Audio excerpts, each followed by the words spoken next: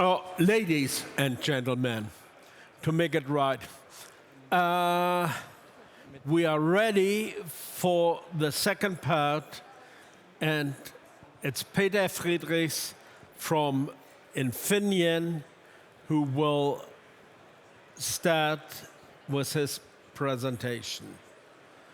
Peter, thank you. Looks much better. Yeah, warm welcome also from my side. Thank you very much, Bodo, for giving me the chance to participate in this nice panel. And we agreed to take the opportunity for giving you a brief introduction in our most recent add-on to the silicon carbide portfolio, so our generation 2 silicon carbide MOSFETs. Yeah, to calm you down a little bit, it's nothing revolutionary new. If you make an analysis, you will see no big change compared to generation 1, at least from a structure point of view. It's predominantly a shrink, but of course combined with a couple of interesting, not visible features, which I will describe in a few minutes.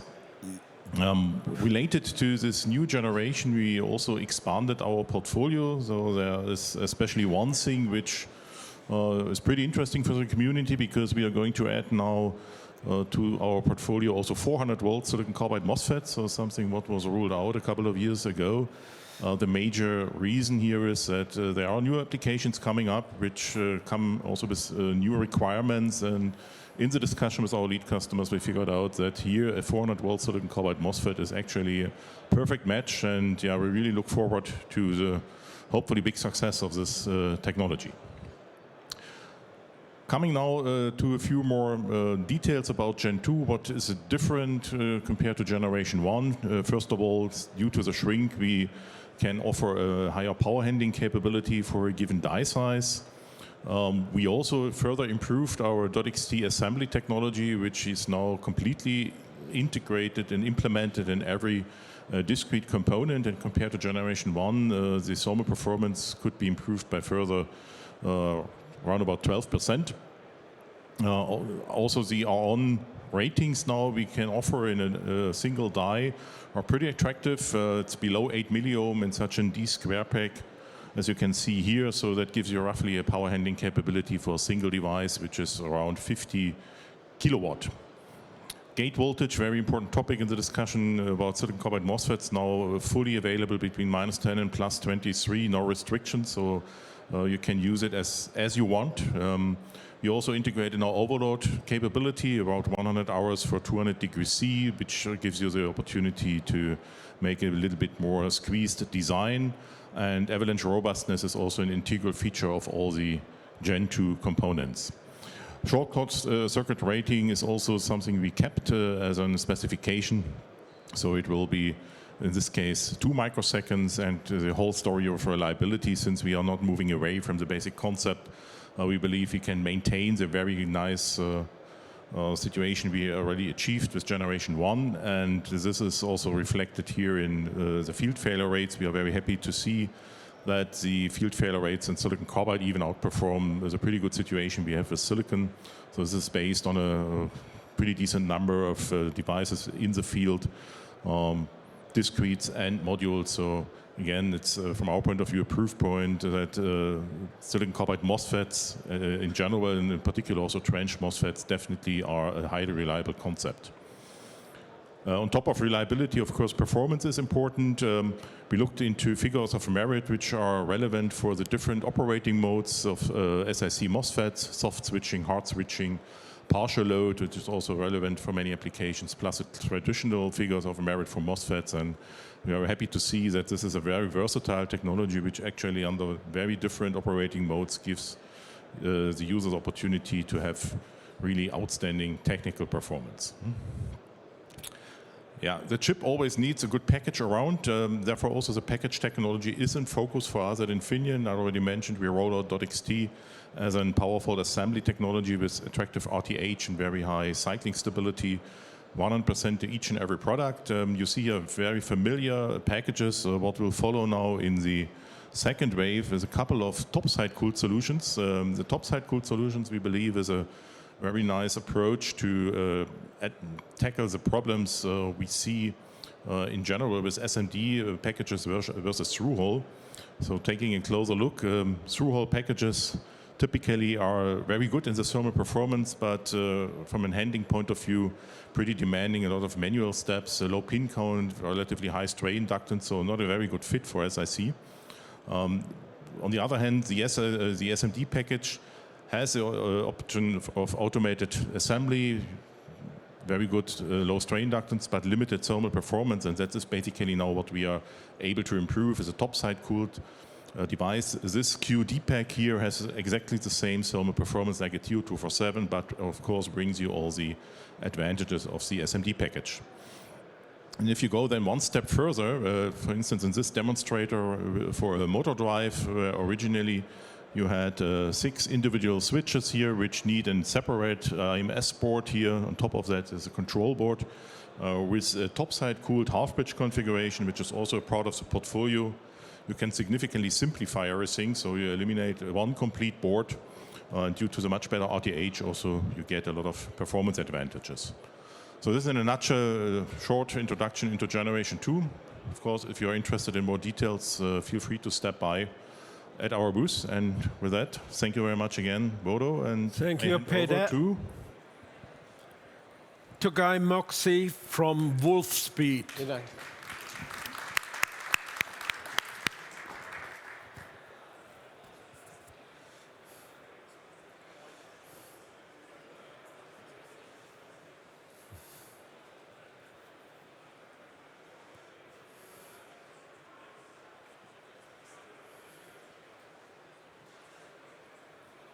Go ahead.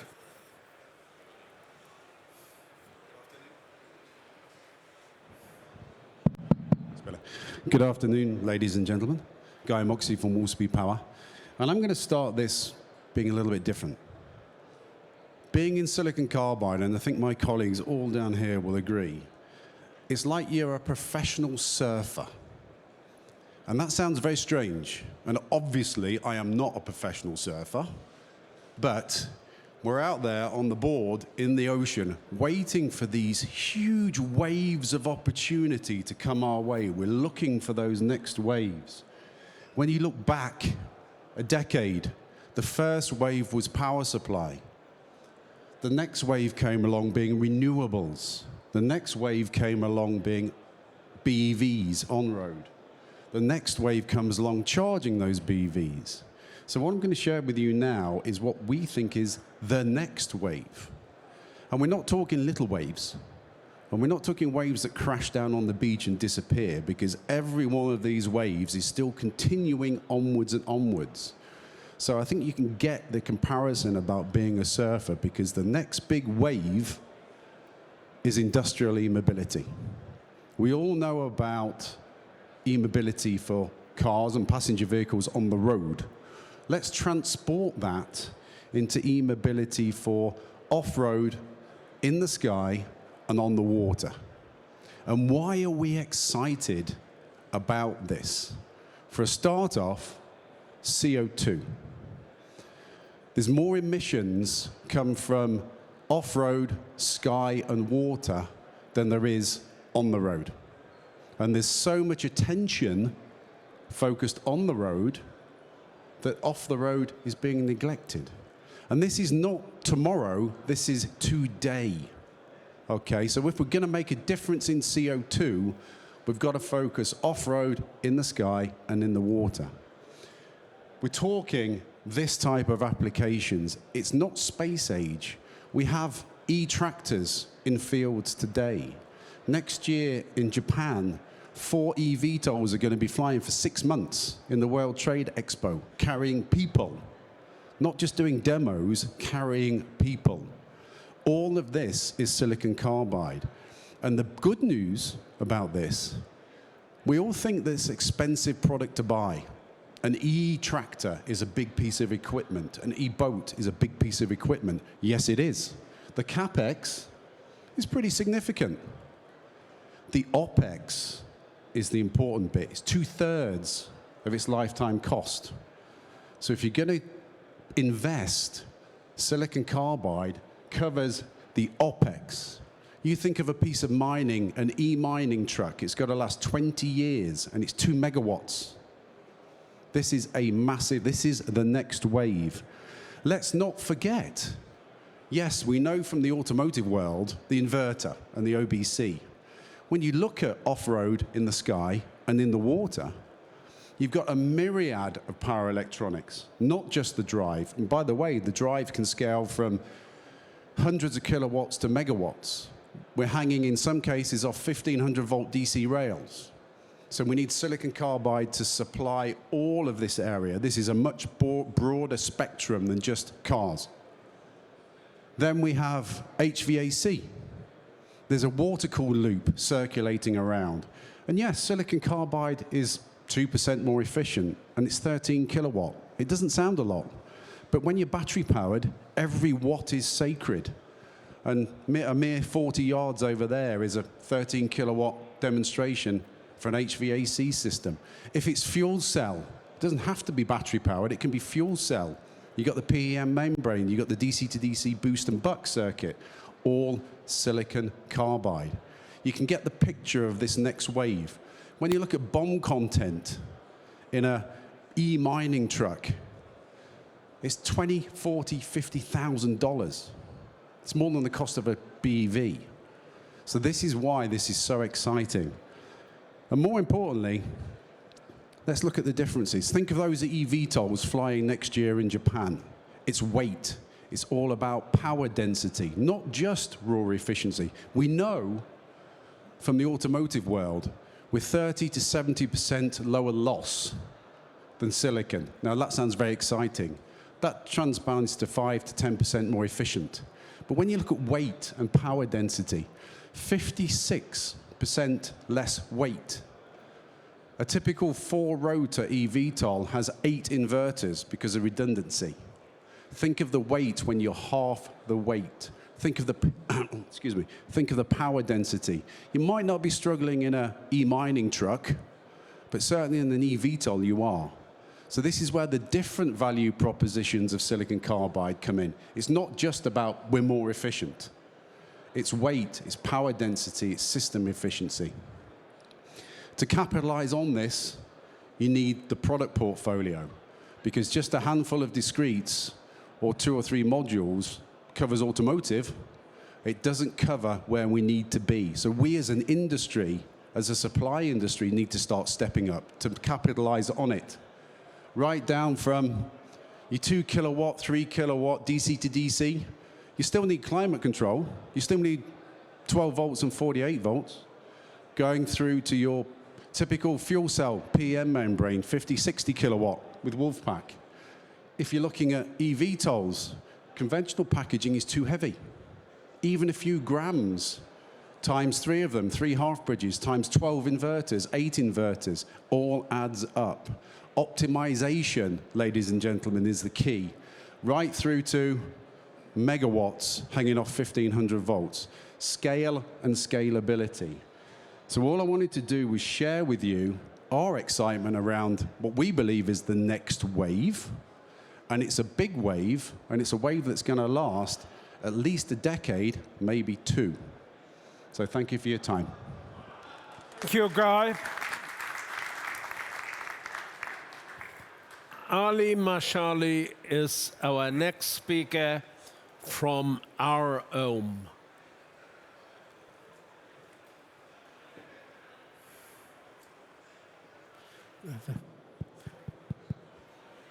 We are on it's live. Stage, and we are live with the micro. Go ahead. Thank you, Bodo. So, Guy, I'm also not a professional surfer, but I'm Egyptian, so I'm a professional diver. So let's dive together to the strategy for silicon carbide in the next 5 minutes. So we called we launched a new trademark of our devices. We call it now Eco Silicon Carbide, because we think about the ecosystem. It's very important to consider the ecosystem, but also it's for the ecosystem completely. Yeah, just a few numbers. ROHM, we are about 20,000 employees worldwide. Our headquarters in Kyoto. And our turnover last year is about more than $3 billion. Just one message to confirm that silicon carbide, it is not now a device which only valid for the research and development, but it's already exists in the market.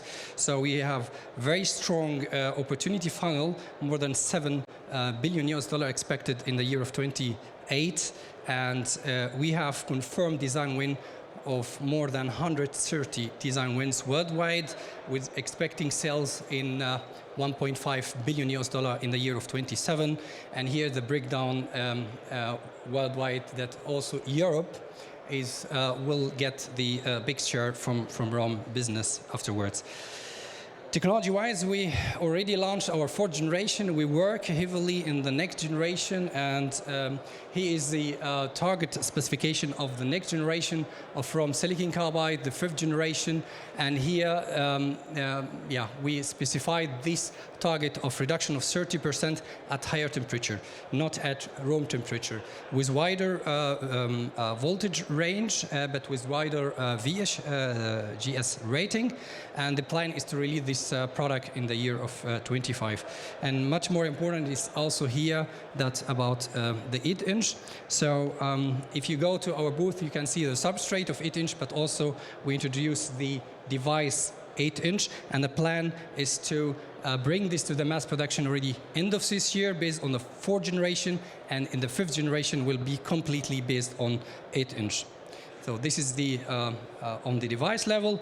On product-wise, from packaging, maybe everybody knows that ROHM introduced this package for the industrial applications, but today I'd like to introduce to you the new packages from ROHM, focus on the molded type to fit in different kind of applications in the charging station or a charging application, onboard charger for with the HSDIP devices, and for the server application with this package, or these two new packages, especially the TRC drive pack, focus on the traction inverter application. Going a little bit diver here with which current ratings we are providing. Here is the small package up to 570 amp motor current RMS, and the other one was 400. And the plan is to introduce a new sintering technology here to get more current out of the same package. And with introducing the fifth generation inside the same package, we actually plan even to go to 900 amp RMS for this one and 600 amp RMS for the other one. So this is based on the devices, on also the packages, but also how to afford this one. Maybe everybody have heard about the launching our new fab in Chicago, but the market is accelerating very fast, that we have to react, and therefore we follow now this approach, not only the greenfield strategy, but also the brownfield strategy. It means buying an existing fab, which is not old, but with also a big clean room, that we can really utilize this existing building in order to accelerate the ramp-up phase, what is expected in the market with both technology, whether it's a 6-inch and 8-inch. So this is our plan, this is our strategy, and this is also our commitment to the market. Thank you very much.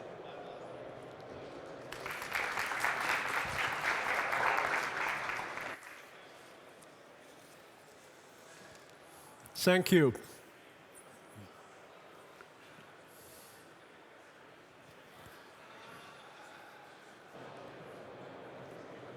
Now the next is Virgiliu Botan from Hitachi Energy.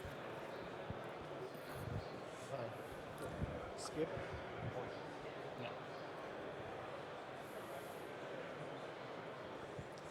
Hello. Thank you for the opportunity to speak here on behalf of Hitachi Energy. We are coming, or I'm representing a company that is involved mainly in high power, high voltage devices. And if we look at our products, most of these products actually have been developed originally for for our colleagues internal for a specific industry. So if we talk about stack packs or press pack IGBTs or IGCTs, so we always had a connection with our colleagues internal in the same company, before in ABB, now in Hitachi Energy, looking at what does the customer need, what does the power electronics, the converter need, how can we adapt a semiconductor, the switch inside, so it fits perfectly this application. So this is our DNA, and this is where we have or we try to use best our experience and our knowledge. Now coming to silicon carbide, ABB, as again our predecessor company, invested quite a lot in the beginning, in the 90s. And at some point we transferred IP to the colleagues in Cree or Wolfspeed, but then we picked it up again, and we took a look of when the time we thought was right of what we can do in this technology. So there's several accolades, what we discovered. So always, as I said, our DNA being in high power, high demanding application, looking especially in connection with our colleagues. Okay, we have a very good device. We heard from also from Guy what are all the cool things that silicon carbide has with lower switching losses, higher efficiency. But then there's the other side. What are the problems of silicon carbide? What is different than silicon that makes it not obvious to use it in every application? And of course, last but definitely not the least, how much it costs? Is it economical to use it everywhere? Because we know it has quite nice capabilities, but we need to also be able to pay for it. In terms of product, we try to cover up to 6.5, like standard IGBT voltage classes with silicon carbide with different packages. And again, looking at reliability. So we looked at, of course, I guess all of you are aware, problematic gate dielectric, what we can do there. And we patented and are working on high K dielectrics that not only improve performance, but improve also reliability. And this is demonstrated also on some accelerated tests where we would scale down not scale down, but calculate the probability of gate units running at 15 up to hundreds of years by exposing it at high voltages. When we put this, all these dies in a package for high power, as I said, where we want to make our mark, there's all sorts of new challenges. So not only the challenges, they are related to the device itself, individual die, but how do all these dies like or maybe don't like to work together? How we can switch them in parallel? How do we make the design of a module so that each of these dies that hopefully come from the same wafer, some lot, but sometimes not, like to work together? So this is where we spend a lot of time trying to optimize this package so we make it work well and as expected by our customers. And here you see some results on 3.3 kilovolt with so many dies inside in such a package with isolation up to 10 kilovolt. And these are losses curves, so switching losses as we expect from silicon carbide, factor 10 lower than silicon, so really predestined for application where high switching speed is beneficial.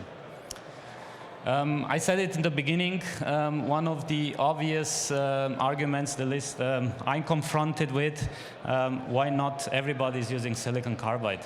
It's brainless, right? It's such a nice capability. But one of the big problems is still cost, and especially when we are talking high voltage.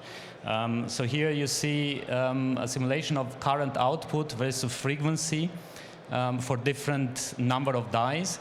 So what we put inside of this module, the most expensive things, of course, is the switch, is the silicon carbide switch. And if we have an application where it's at a certain frequency, let's say 3, 4, 5, 10 kilohertz, it needs only 100 or 200 amps or 300 amps. It makes no sense to use such an expensive module. So this is where we are also working very intensive with our customers, looking exactly what is needed. What kind of current output do you need at what frequency? Because, of course, you need to make these modules affordable, so someone can pay for them. And this is a big step we do in spreading silicon carbide, making them affordable. And with this, I conclude my presentation. Thank you.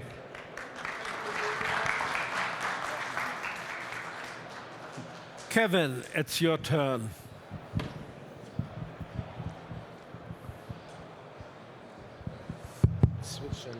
Okay, thank you.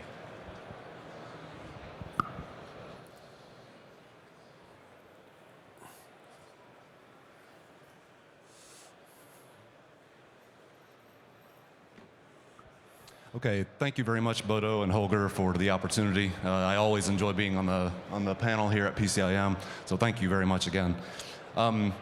You asked us to come up and present not so much about our company or about our products, but about a problem that needs to be solved in the industry. So that's what I'm going to do today. In our world, in our world of power electronics, we talk so much about the point of load and enhancing efficiency at the point of load, at the point of consumption. But the problem is, you know, if you step back, there's a lot of energy, a lot of things have to happen to the energy before they get consumed, before they get used, before they provide work. And we don't talk enough about that. So that's the problem that I would like to describe today, is the need for high voltage silicon carbide power devices. When I say high voltage, I say higher than 3.3 kV. Okay? So let's talk about this for just a moment. We must get away from centralized generation and multi-thousand kilometer transmission. To do that, we have been scaling too slowly, in my opinion, new energy generation sources like solar, wind, biomass, and others. By combining these distributed energy resources with energy storage system, we can eliminate these long distances that the energy must travel. To that point, and I know we're in Europe here, but I know the United States. In the United States, our transmission distribution loses 5% of the electricity we generate. To be specific, that's about 650 gigawatt hours. To make that relatable, that's enough power to provide energy for 1.5 million American homes for an entire year. So this is a lot of energy we're losing. So what we need to do is we need to drive the modernization of the grid, using sustainability as the anchor point, and start using these distributed energy resources. But it doesn't happen very easily.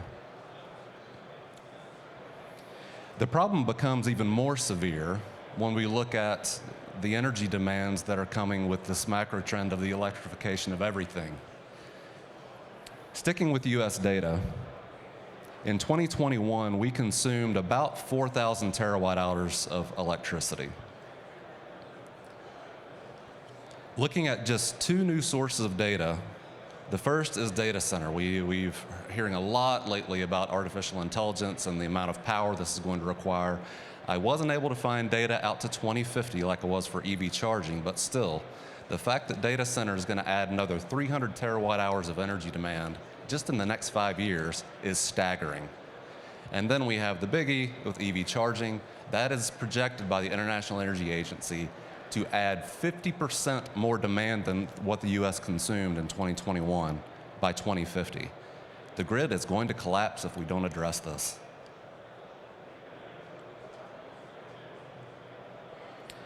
So like I said, it's not straightforward to integrate these DERs into the grid. They have different voltages, they have different frequencies. Some of them are dependent on weather conditions. In today's grid that uses very old technology, we also have no way to port power in multiple directions, which is essential to encourage the adoption and the increased use of distributed energy resources. Furthermore, with today's grid, we have to use multiple low voltage power conversions, which are inherently less efficient. So to supply the power we need to electrify everything, our grid must be omnidirectional. What does omnidirectional mean? This means power for everyone, anywhere, at any time. To do this, we need high voltage power electronics to be deployed, initially in distribution substations. This is a suitable starting point because the distribution substations range in input voltage from 3 kV up to 69 kV. Guess what? There is no better semiconductor suited for this voltage range than silicon carbide. So, sorry about that. So doing this will ease the use of DERs. It improves our grid's efficiency and the utilization of resources that already exist on the grid, and there's even more to that. Microchip, by the way, we have an entire security business unit that we can bring to bear in the solutions for these grids. So what does high voltage power electronics and substations look like? The basis will be the solid state transformer, or SST, which will allow loads, sources, and storage to all be on the same medium voltage bus. Power quality is improved, it works with AC or DC power, and we have complete control of the power flow directionality. It doesn't come for free. There are still challenges.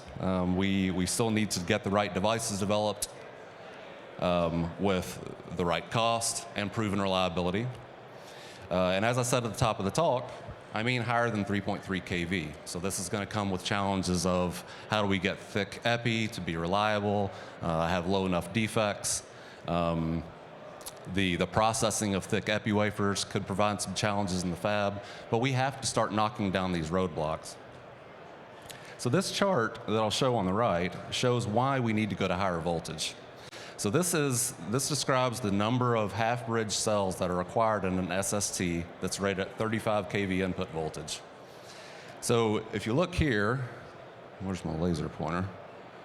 If you look here at 1200 volts, 1700 volts, the number of modules that are used in the SST is almost hundreds, sometimes thousands, using silicon solutions. And believe it or not, there are some SSTs out there using silicon that do have hundreds and thousands of modules in them. But look at what happens when we go to 10 kV. We come down to just 60 modules required. So that gives many, many benefits. It drastically reduces the cell count, of course, but at the system level, you have higher reliability, you have higher efficiency, lower cost of ownership, and of course, you have much, much smaller converter halls. So that's the problem I wanted to discuss today, and I thank you for your attention.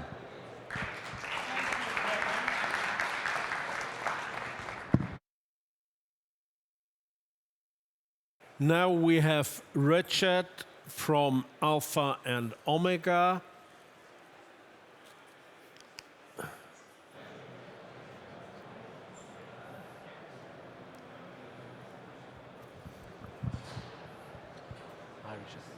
Just skip the pages and then. Sure. Welcome, Richard. Good afternoon, ladies and gentlemen. Welcome to this technology stage. This is Richard Zhang from Alpha and Omega Semiconductor. So today I'll be presenting our silicon carbide solution and technology on behalf of my colleague David Sheridan, who is not available for this session. So very briefly, Alpha and Omega Semiconductor is a US-based company in Sanibel, California. So we were founded in 2000. Our primary focus is silicon MOSFET, power IC, IGBT, silicon carbide, and modules. So today we have two in-house fabs, one 8-inch and one 12-inch, fully in-house technology with proprietary IP, both automotive qualified. And also actually based on the latest Omdia ranking, we are one of the top 5 and 6 MOSFET suppliers globally. So talking about silicon carbide, I think a lot of industry partners already shared very nice views. There's AOS view on silicon carbide. You know, we all know some major technologies like superjunction devices, which is pretty much the dominant solution for most of the classic single-ended topologies today still, for anything more than less than 400 kilohertz and below, right? And of course, gallium nitride has been a very hot topic. We've seen a lot of traction for gallium nitride in the PD chargers, for example, in the mass market chargers in China, and also, of course, in some of the totem pole applications for telecom rectifiers. Of course, at high frequency, more than 500 kilohertz, gallium nitride is no-brainer. I think that's the only solution. So where is silicon carbide fits? Here's our answer. I think silicon carbide fits in the solution where, number one, high voltage, high V-bus voltage is needed. It's the nature of silicon carbide is easily to achieve anything more than 1200 volt and even up to 3 kV. And second thing is we have to think about the RDS we have to think about the RDS temperature dependency. When you're talking about the efficiency, you're not talking about the efficiency at a 25 C. You're talking about the efficiency when the system is running at maybe 100 C. So the equivalent RDS at higher temperature is really the key. So silicon carbide, based on different topology structures like planar gate or trench gate, the RDS temperature dependency is superior to gallium nitride and superjunction, no question. So here's one example of the automotive OBC, as you can see. To the very left part is the Bridges totem pole. For the fast leg, I think silicon carbide is the best fit, especially at a higher temperature. The equivalent RDS to today's gallium nitride technology is no question better. Of course, talking about QR loss and rugged body diode, we have an abnormal situation. Well, actually, for totem pole, it's not an abnormal situation. It's switching every cycle, hard switched. So silicon carbide proven to be a very, very robust body diode solution. And talking about the right side, very briefly, this is a bidirectional CLC topology, which is very typical for today's OBC. I think this is a 400 volt example. Of course, some people will say, well, gallium nitride will also fit. But if you're talking about 800 volt and even 1000 volt battery technology, I think silicon carbide is just the only solution. This is a brief overview about AOS silicon carbide technology.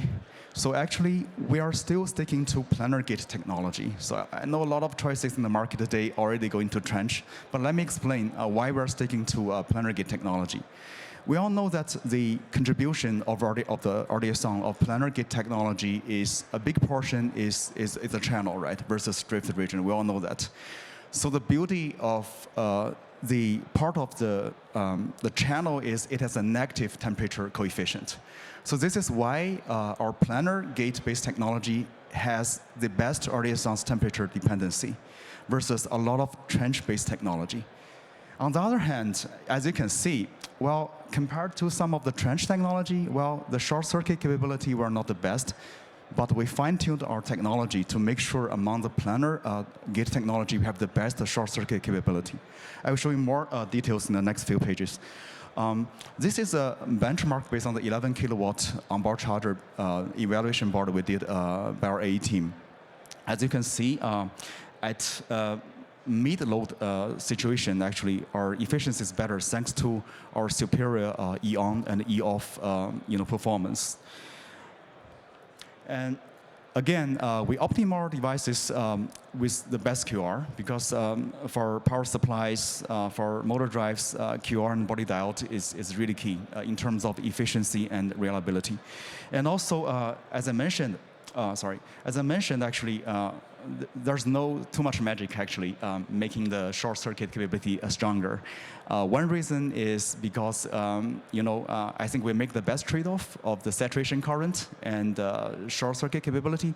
Another reason is we have some know-how on the gate structure and also the process technology. So in a nutshell, versus most of the planar players on an apple-to-apple comparison, we have almost twice the short circuit capability, up to 7 microseconds versus most of the guy which is below 5. Last but not least, we're not a very big player for silicon carbide, but we are growing really fast. We have been achieving a couple of design wins from automotive tier 1s, both in Europe and China, for OBC and traction inverters. So this is an overview of our technology. So we cover breakdown voltage from 650 volt up to all the way up to 1700 volt.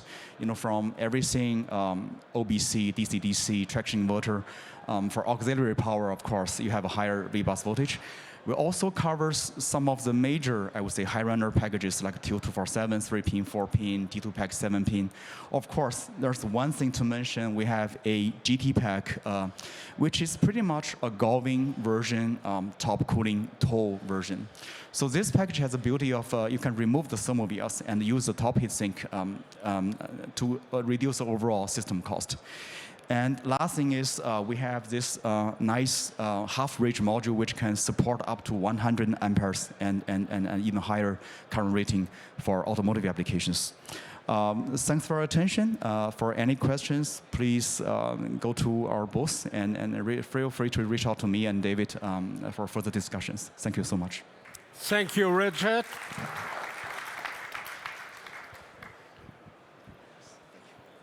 Our next presenter is Mechele from STMicro.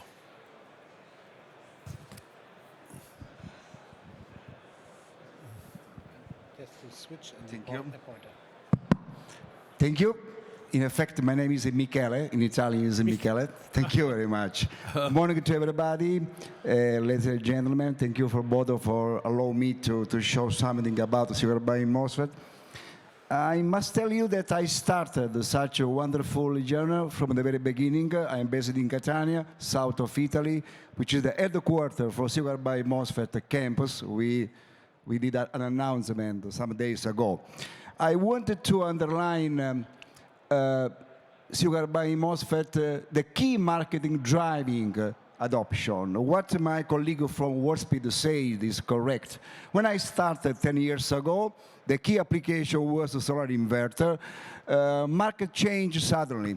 Of course, it was the revolution of electrical vehicle. This is one of the key market today, where ST is a leader. Basically, whatever is the speed of introduction of such a new electrical vehicle, now there is a slowdown. In China is very fast. But however, the revolution has been started. It cannot be stopped anymore. So traction inverter, OBC, DC-DC converter, and some other application. The key value proposition is high efficiency, translate in extra mile, small size and weight. Charge station is another important application which is linked to the electrification world. And again, also industrial. There is not a reason why silicon carbide MOSFET is good for automotive and not for industrial. Renewables, application, solar storage, and power supply, especially for data center, which is a big consumption of energy. These are the key application, and the broad range is now becoming a huge pervasiveness of such a technology in all of the application. So on top of the key application in the automotive, well-known, inverter, DC-DC, OBC, there is a new application inside the automotive, like a fuel cell, battery disconnected, some e-compressor, high-speed pump, all application where the silicon carbide MOSFET now is starting to be used massively. The trend of powertrain is quite clear and compelling, in my opinion. There is a big focus on the efficiency, from range to efficiency. There is a big focus on the integration, integrated XL, DC-DC, OBC, power distribution unit. This is the new trend inside the electrical vehicle. And there is also a quite clear modular approach, a scalable powertrain system, battery, e-motors, inverter. These are the key trends for automotive electrical vehicle. This is the reason why the silicon carbide MOSFET has been started the revolution with automotive. If you see the efficiency comparison between the silicon technology-based IGBT and the silicon carbide MOSFET at 1200 volts, of course, the higher is the voltage bus, the better, and the higher is the gap of efficiency. At emission profile, 95% of emission profile for electrical vehicle, the efficiency gap of silicon carbide MOSFET versus IGBT is really amazing. Is around more or less 10%. This efficiency gain can be translated into the extra mile or in low battery cost. This is the reason why, basically, the key application today for this technology is automotive. My last slide. So, which is the benefits of silicon carbide MOSFET? Has been said already, reducing power losses to move versus high voltage. This is the natural vocation of this technology, high speed. When you need high voltage devices in high power system, high frequency, silicon carbide MOSFET today is the most suitable technology. Value proposition for automotive, I say, is a longer driving range, faster charging, and the car weight reduction, but also for the industrial is basically an high efficiency, a lower total cost of ownership, and a dramatically reduction of the system factor and weight. That is all. This is, in my opinion, the revolution of silicon carbide MOSFET. Thank you very much for your attention. Thank you. Anybody who has questions could address it to the respective people at their booths here at the show.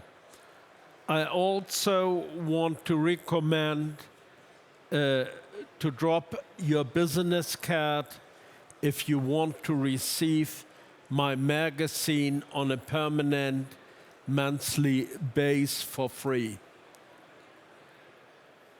We have a focus very strong to power electronics and specific to wide bandgap. And in addition, we do in December a wide bandgap conference in Munich, in the Munich Hilton, in the first week in December. Stay tuned, look to my magazine or read my newsletters, then you will get the information. Details will come up over time. So, we are ready for the next session, which goes for GAN and will be here in about 15 minutes. So before I run away, I can sit here. And I liked your story about the surfing. I was surfing. You wouldn't believe I was surfing. I have a surfboard. Holger can tell you, it's in our office. It's now a sideboard. But it was for the waves, surfing in the waves. 42 years ago in La Rochelle.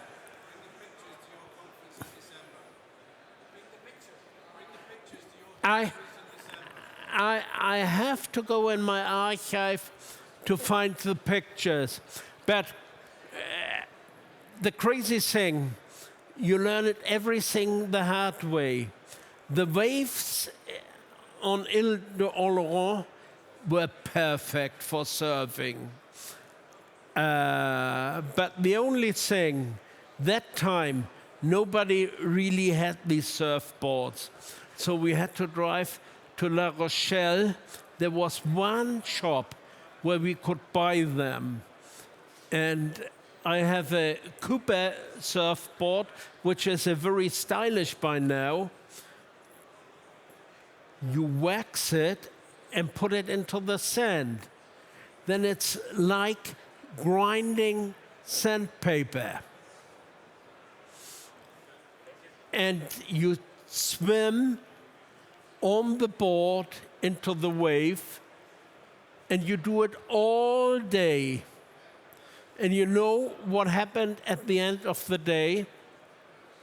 You recognize you should better have a wetsuit or a shirt because you grinded off all your skin. That's about surfboards. Thank you.